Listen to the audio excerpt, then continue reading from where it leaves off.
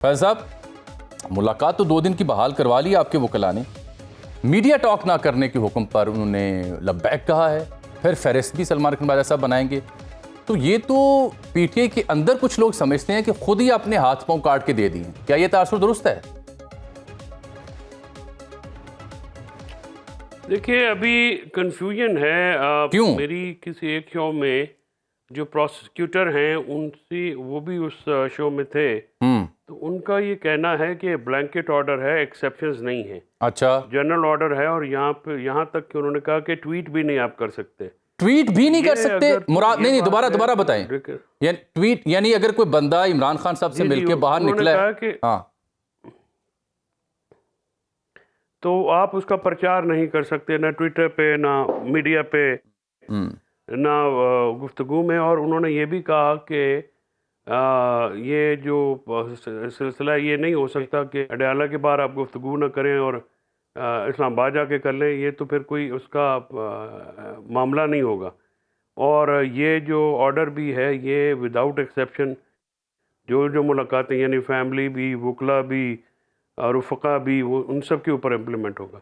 लेकिन राय साहब का जो है वजाहत है वो और कह रही है। तो अब इसमें अगर तो प्रोसिक्यूटर साहब की बात को तस्लीम किया जाए तो ये बड़ी अलार्मिंग बात है। उसकी वजह यह है कि अगर देखें, ये नैरेटिव की जंग है और इमरान खान का नैरेटिव हमेशा अपने मुखालफिन से आगे रहा है, और वो नैरेटिव बड़ा बनाते भी हैं। जेल के अंदर बैठ के भी उन्होंने ही पीटीआई के नैरेटिव को ज़िंदा रखा है और उनकी बात जो है वो लोग ख़ास व आम सुनते हैं।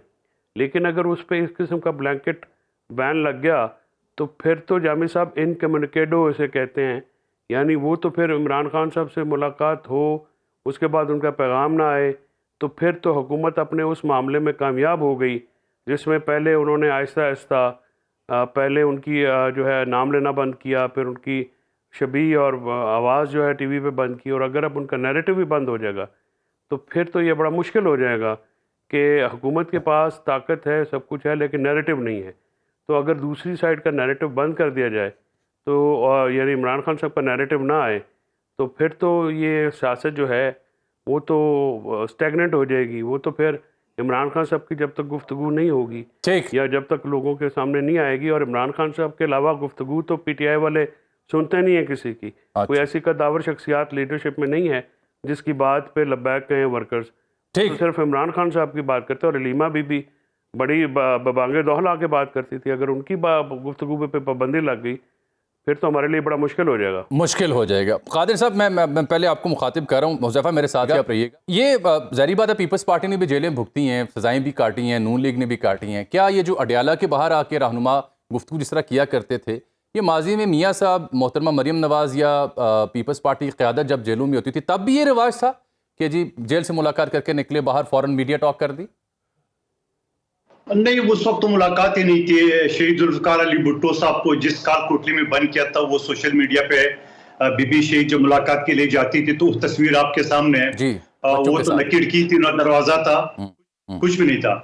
लेकिन मैं मजाक के तौर पे ये बात कहूंगा, चौधरी साहब मेरी बात का बुरा नहीं माना, मेरे ख्याल में अलीमा बीबी की फरियाद सुन ली है लाहौर इस्लामाबाद हाई कोर्ट की जज ने, क्योंकि वो तो बाहर गए, भाई कौन तुम लोग सारे जो ना वकील सारे घूमते हो, खान साहब से मिलते हो, क्यों जाते हो? वो जो नहीं नईम पंजोता साहब वगैरह सबको सुनाया था। लेकिन सुनाया था। ये तो मैं मजाक की बात कर रहा हूँ। इंतहाई गैर कानूनी और गैर आईनी ऑर्डर है। इस्लामाबाद हाई कोर्ट जो पहले ही अपनी साख जो ना वो ये ऑर्डर गैर कानूनी है, गैर कानूनी और गैर आईनी। इस वजह से कि आइन का आर्टिकल जो है ना, आइन का आर्टिकल 8 से 28 तक फंडामेंटल ड्रस है, वो इस तरह अपने पांव तले जो ना नहीं रोक सकते हैं कि आप मुलाकात ना करें। फिर जरा फैसले में ये भी लिख दे कि जेल से कितने फासले पे मुलाकात बात कर सकते हैं और कितने में नहीं कर सकते। जेल से बाहर गेट पे 1 किलोमीटर बात कर सकते हैं, जिंदगी भर नहीं कर सकते। भाई खुदा का वास्ता, ऐसे फैसले आप क्यों करते हो जो आप खुद उसके ऊपर जो ना अमल दरामद भी नहीं कर सकते हो और अपनी अदारे के जो ना साथ भी खराब करते हो? तो मेरे ख्याल में इस्लामाबाद हाई कोर्ट का ये फैसला इंतहाई नामुनासिब फैसला है और मैं शदीद मुखालफत करता हूँ, मुज़म्मत करता हूँ। लीजिए चौधरी साहब, आपको और क्या चाहिए? आपको पीपल्स पार्टी की इतनी मौसर आवाज़ की जानिब से दलाइल मिल गए जो आपकी अपनी क़यादत नहीं फराम कर सकी, वो मंदोखेल साहब ने दलाइल दे दिए और कहा कि ये गैर कानूनी, गैर आईनी है, इस फैसले की वो मजम्मत करते हैं, آپ کو تو ایک وکالت مل گئی مفت میں. یہ بات تو آپ کی قیادت نہیں اسٹیبلش کر سکی جو قادر صاحب نے کی ہے. قادر مندوخیل صاحب نے بڑی بانگ دہل اور بڑی اچھی بات کی ہے, بڑی پرزور بات کی ہے.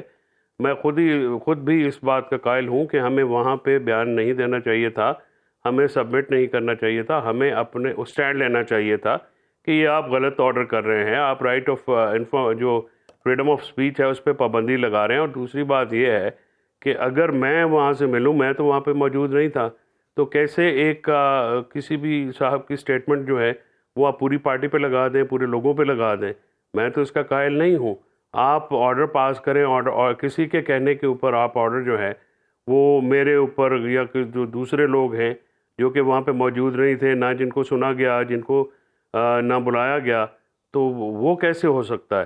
تو یہ جو بالکل قادر صاحب کی آپ ذرا حکومت کی بھی سن لینا. یہ قائم مقام چیف جسٹس اسلام آباد ہائی کورٹ کا ڈیسیژن ہے, ہم تو احترام ہی کر سکتے ہیں, یہ ان کی رائے ہے جو نشر ہوئی ہے, ہم تو احترام میں کہیں گے بھی جو لکھا ہے ٹھیک ہے, اس پہ عمل درآمد یقینی بنایا جائے. قادر صاحب وقت کم, میں چاہ رہا ہوں کہ آپ کا سوال آ جائے ذرا تاکہ آپ کی نمائندگی ہو جائے. قادر صاحب, حذیفہ صاحب نے جو 190 ملین کی بات کی, چاہے ملک ریاض سے برآمد ہوئے یا عمران خان صاحب سے برآمد ہوئے, اور میں اس کیس میں بیٹھا ہوا تھا ثاقب نثار کے چیف جسٹس والی کورٹ میں, 472 روپے جو جرمانہ لگایا گیا. تو حذیفہ صاحب یہ بتاتے کہ وہ جو 190 ملین جو مسروقہ مال تھا جو برآمد ہوا, وہ تو پھر اصل مالکان کو ملنے چاہیے نا. وہ اصل مالک تو سندھ کے پیسے تھے. اپنی دانش یونیورسٹی کیسے بنا لی اس میں آپ کو بھی ابھی گوشت گزار کر دیتا ہوں. چوری کا یونیورسٹی بنانا تو یہ تو ناانصافی ہے نا, وہ سندھ کے پیسے تھے. میں آپ کو گوشت گزار کر دیتا ہوں, آپ بالکل درست فرما رہے ہیں, آپ مجھے موقع دے دیں.